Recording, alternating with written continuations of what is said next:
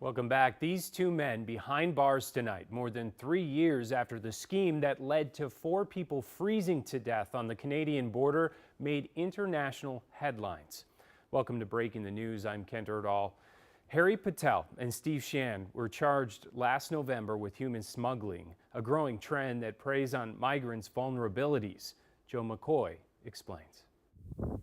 The wind chill just north of the Canadian border the morning of January 19, 2022, was negative 36 degrees Fahrenheit. Jagdish Patel, his wife, and their 11-year-old daughter and 3-year-old son were looking to cross into the U.S. along a remote stretch of the border in a blizzard. The entire family froze to death. From a humanitarian perspective, it's a very difficult situation. A lot of times they'll try to have people cross in the winter when there's less patrolling of the border zones. The they immigration law expert Ana Patraz Acosta is referring to is human smuggling organizations. On that January day, the Patel family from the Indian state of Gujarat got separated from a group of 7 others that Stephen Shand and Harry Patel, who is not related to the family, were attempting to smuggle into the U.S. They are often driven to very desperate means to try to enter the United States, and that's ultimately what drives a lot of people into the arms of smugglers. In November, the 2 men were each convicted on 4 counts related to human smuggling. Today, Harry Patel, who U.S. federal prosecutors say was the ringleader, was sentenced to 10 years in prison. Stephen Shand, who was the driver, was sentenced to 6.5 years behind bars. Patel is not a U.S. citizen and will likely be deported back to India after serving his sentence. These defendants knew it was cold.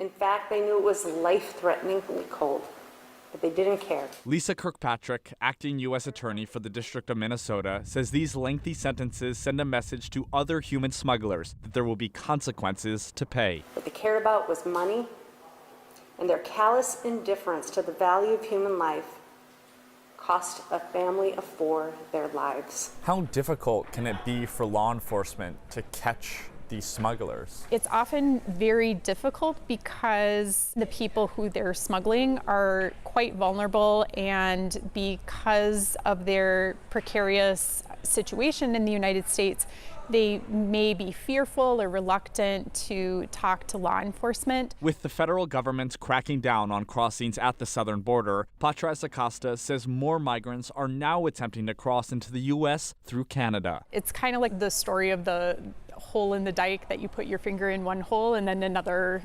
fountain is going to sprout. Acting U.S. Attorney Kirkpatrick says her office and law enforcement partners are laser focused on bringing other human smugglers to justice. She says they know this smuggling ring extended into India and across Canada. Kent. Speaking of that, Joe, how has human smuggling changed over the years? I mean, we just heard that worry about going from Mexico to Canada.